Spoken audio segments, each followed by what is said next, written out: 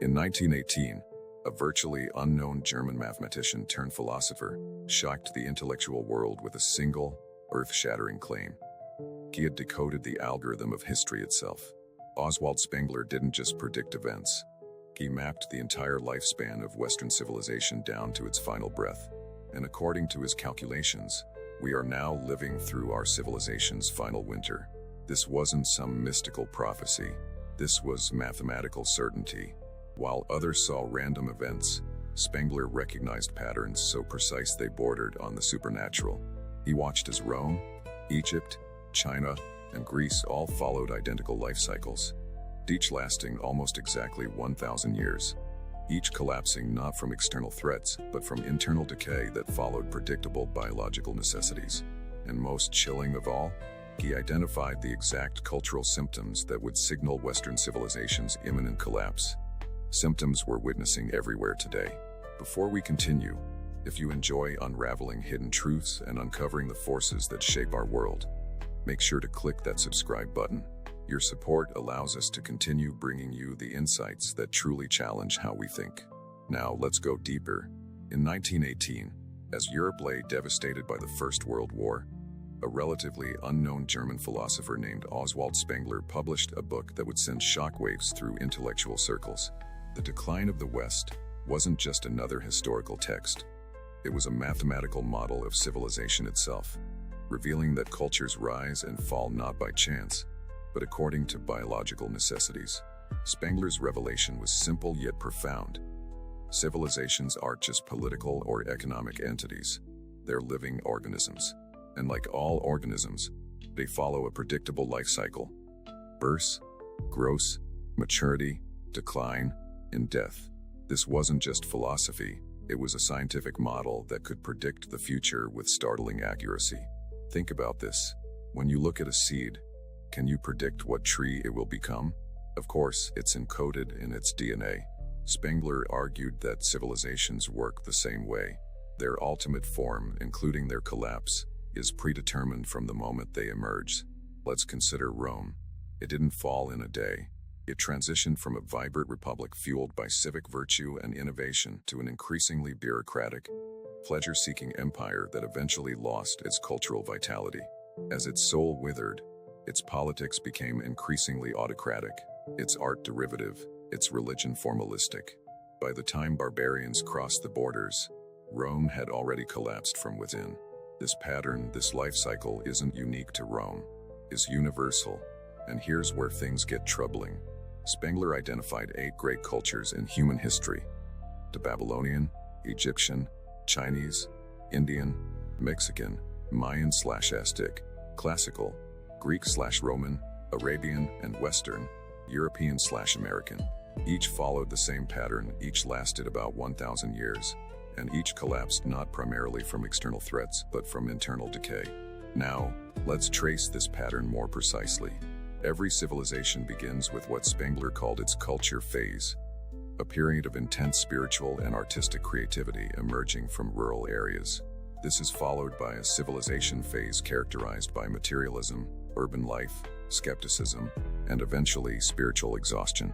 The Egyptian Old Kingdom, with its spiritual force strong enough to build the pyramids, eventually gave way to the formalistic, bureaucratic Late Kingdom. Classical Greece, with its philosophical brilliance and artistic innovation, eventually surrendered to Roman pragmatism and engineering. And now, the Western world, born in medieval cathedrals and Renaissance art, has transformed into a global system of technology, finance, and consumption. But here's the revelation that might disturb you. According to Spengler's model, Western civilization entered its winter phase around the year 2000. We are living through our civilization's final season. Look around. Do you see the signs? The exhaustion of artistic forms, with endless remakes, reboots, and recycled ideas. The rise of pure technique over meaning. The worship of money and power for their own sake. The decline of religious belief and transcendent values. The increasing cynicism about all ideals. The obsession with comfort and entertainment rather than greatness and purpose. These aren't random developments, they're predictable symptoms of a civilization in its final phase. Just as autumn leaves must fall, These changes follow mathematical certainty. Consider our art and architecture. The 20th century began with radical modernism, Picasso, Joyce, Stravinsky, genuine attempts to create new forms. But where has it led? To buildings that could be anywhere, music that rehashes past glories, literature that has abandoned grand narratives. This isn't coincidence. It's the exhaustion of creative possibilities that happens in every civilization's final phase. Let's look deeper at politics. Spengler predicted that Western democracies would gradually transform into what he called Caesarism, ruled by populist strongmen appealing directly to the masses, bypassing traditional institutions. As faith in systems collapses, people increasingly place their trust in personalities rather than principles. Does this sound familiar? Furthermore, he foresaw the rise of what he called money thinking, the dominance of economic and financial concerns over all other values. When a civilization reaches its winter phase, wealth becomes increasingly concentrated, speculation replaces production, and the economy becomes disconnected from real human needs. Again, look around you. But perhaps most disturbing is what happens to the people themselves during a civilization's decline. Spengler observed that late civilizations produce a new human type: cosmopolitan, detached, ironic, seeking private pleasures rather than public achievements. The very notion of sacrifice for future generations begins to seem absurd when no transcendent values remain. The present consumes the future. You might object, but we have technology, we have science. Surely this makes us different from past civilizations. This brings us to one of Spengler's most counterintuitive insights. Technological advancement actually accelerates decline rather than preventing it. Technology, in Spengler's view, is what happens when a civilization's spiritual energy has been exhausted. Unable to create new religious, artistic, or philosophical forms, the civilization turns to pure technique, the how rather than the why. Technology does not save us from the civilization cycle. It is itself a symptom of the final phase. Look at our obsession with technological solutions to fundamentally human problems. We develop increasingly sophisticated tools for communication while becoming more isolated. We extend lifespan while struggling to find meaning in those added years. We accumulate data while losing wisdom. These are hallmarks of a civilization that has lost its soul and clings to technique. But here's where Spengler's analysis becomes truly profound and offers a glimmer of possibility.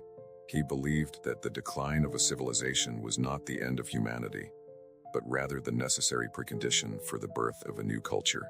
Just as winter is necessary for spring, the death of one civilization creates the space for something entirely new to emerge. The question is, what comes next?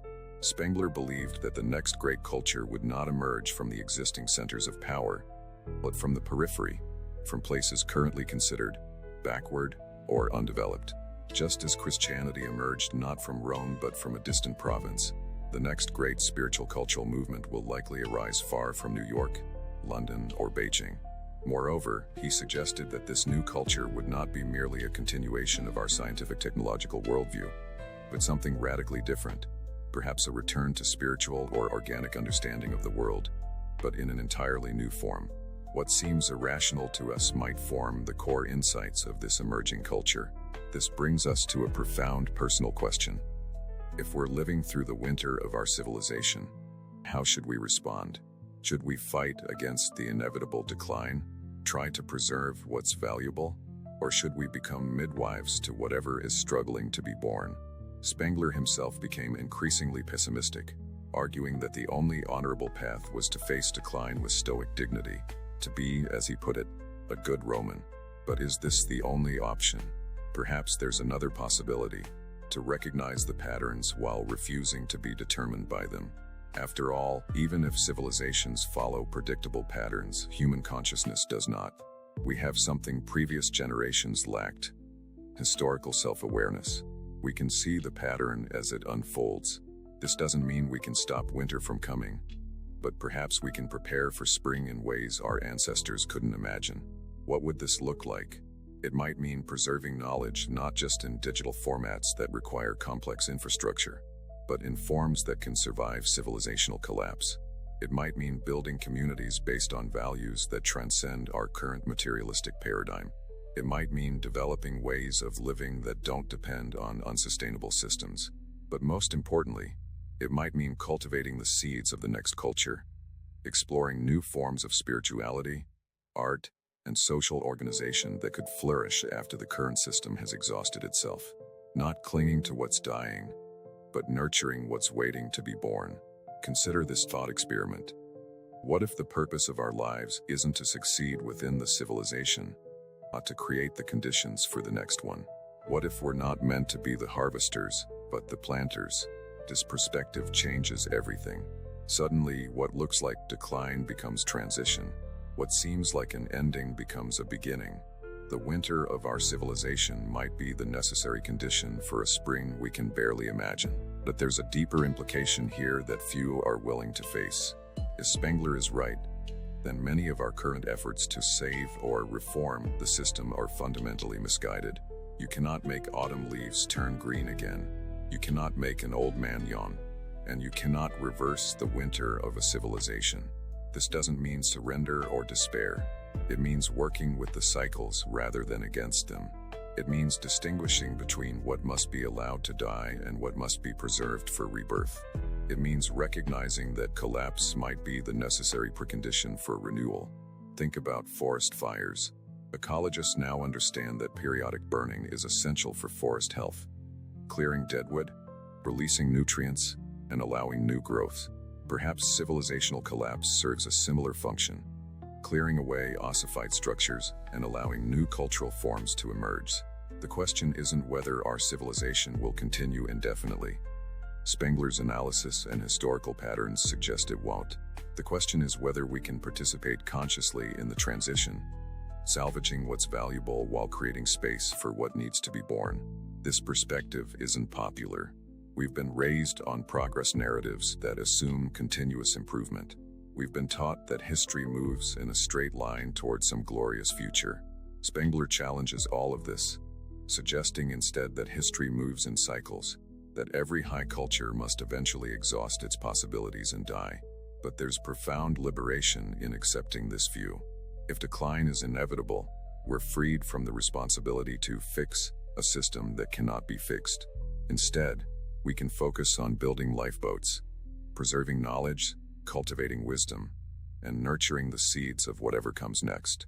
Perhaps this is what it means to live meaningfully in the winter of a civilization. Not to rage against the dying light, but to tend the fires that will warm the next generation. Not to cling desperately to what's passing away, but to midwife what's struggling to be born. So where does this leave us? With a choice, we can deny the pattern, continuing to believe that somehow our civilization is the exception, that we alone will escape the fate that has befallen every other high culture in history. Or we can accept the pattern and ask the more meaningful question. Given that we're living in the winter phase of our civilization, how can we best serve life? The answer might be closer than we think. Throughout history, moments of civilizational collapse have coincided with spiritual renewal. As external certainties crumble, people turn inward, rediscovering dimensions of experience that materialistic societies neglect. What seems like an ending from one perspective is a beginning from another. Maybe that's the final insight Spengler offers us. Not just that civilizations rise and fall according to predictable patterns, but that these cycles serve a purpose larger than we can comprehend. Maybe winter isn't just the end of one cycle, but the necessary precondition for the next.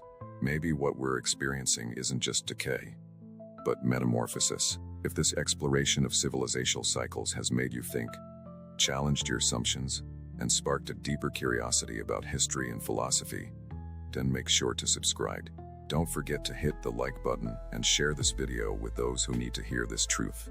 Because in times of transition, the most valuable thing we can cultivate is wisdom, not just about how civilizations end, but about how they begin again.